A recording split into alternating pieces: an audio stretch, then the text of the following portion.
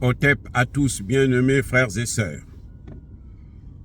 Lors de ce dernier sommet de la CEDEAO, il y a deux personnes que l'on ignore, que l'on oublie. Mais c'est les plus grands déçus, les plus grands humiliés de cette réunion. On les a humiliés d'une manière incroyable. Et là, c'est un tour, je ne sais pas si c'est un tour de passe-passe de Tinubu, ou bien c'est juste parce que, bon, c'est comme ça que ça se passe. En tout cas, je ne comprends rien. Mais les vraies victimes, les vrais ennemis de la CEDEAO, c'est le Premier ministre de Bazoum et son ministre des Affaires étrangères. Monsieur Oumoudou Mahamadou, d'ailleurs le nom est très difficile à prononcer, mais aussi Assoumi Massaoudou. Les Dou là, tous les deux Dou, ont été les plus humiliés de cette réunion. On les a fait venir de là où ils étaient. Ils pensaient que on va leur donner le pouvoir. On va sortir, libérer Bazoum et on va remettre Bazoum au pouvoir. Et eux, ils vont revenir encore prendre le pouvoir et danser comme d'habitude, faire venir leurs amis occidentaux. Mais non, on leur a dit ouvertement. Ouvertement. Le message est clair que monsieur, vous, à partir de maintenant, là, quand vous sortez ici, vous commencez l'exil. C'est ça le message qui est en train de sortir là. Il n'y a rien d'autre de cette réunion, puisque cette réunion n'a même pas demandé le retour de Bazoum au pouvoir. Cette réunion demande à ce que on puisse libérer Bazoum, qu'il sorte de la prison. Et d'ailleurs, il n'est pas en prison, il est en résidence surveillée, qu'il sorte de la prison, et puis qu'on l'envoie, je ne sais pas où, qu'il aille en exil. Parce qu'il demande une transition courte. Donc, il reconnaît ce gouvernement. Donc, ce Premier ministre n'est plus le Premier ministre. Mais il faisait quoi là-bas? Pourquoi on l'a convoqué? Seulement pour l'humilier? Mais on l'a humilié, le gars. Les gars, on l'a humilié, le Premier ministre de Bazoum. On a humilié Bazoum qui s'attendait à ce on puisse parler encore de l'intervention. C'est fini, on n'en parle plus de l'intervention. On parle maintenant de la transition. On parle maintenant d'un délai de transition.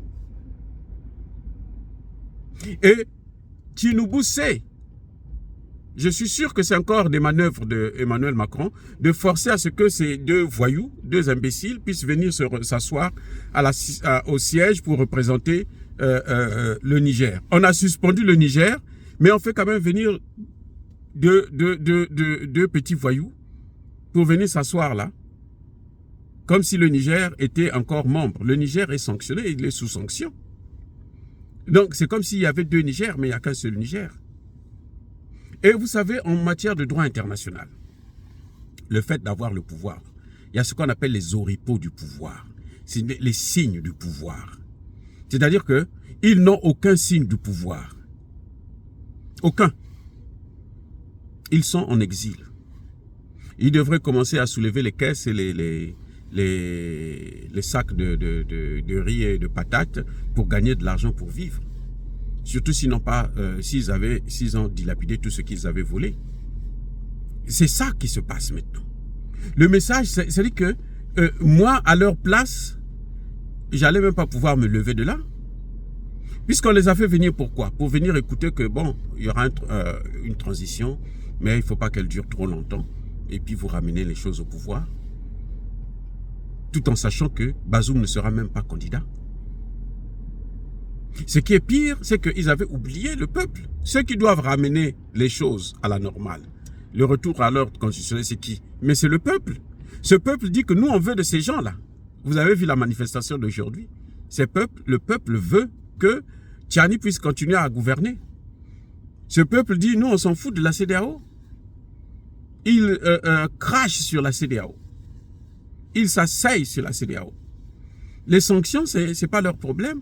Les sanctions, on les contourne toujours. Le Mali avait déjà montré l'exemple. Mais alors, ces gens à la CEDEAO là sont des imbéciles ou quoi? On avait déjà contourné les sanctions. Au Mali, ça a été la preuve. Le Burkina.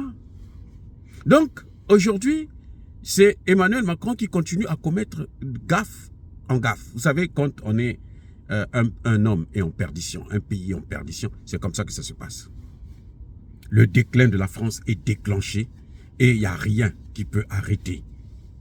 Même s'ils changent de politique aujourd'hui, rien ne peut plus arrêter ça. C'est pareil pour les États-Unis. Tout ce qu'ils sont en train de faire là, c'est du cinéma. Il n'y a pas d'honnêteté. Ils sont toujours là à cafouiller, à chercher des solutions bizarres, chercher à tuer les gens, chercher à massacrer les gens. Ça ne va rien rapporter. Rien. Zéro. Donc, bien aimés frères et sœurs, je crois que le président Tiani devrait se réjouir. Parce qu'il a la population avec lui.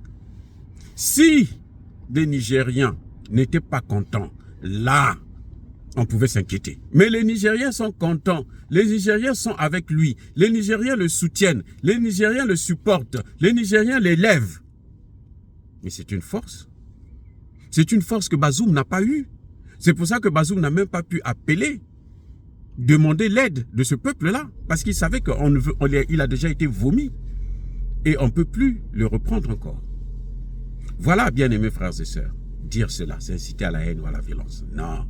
Encore une fois, mes amis, soyez bénis, abondamment bénis par le Dieu de Kémit et par nos ancêtres angélisés. Mais que tous ceux qui persécutent le continent africain le pillent et le déstabilisent, qu'ils soient noirs, blancs, chinois, arabes, juifs, indiens ou qui qu'ils soient punis, maudits, foudroyés, neutralisés, écrasés, effacés par le Dieu de Kémit et par nos ancêtres angélisés. Vive l'Afrique éternelle, j'ai dit et j'assume.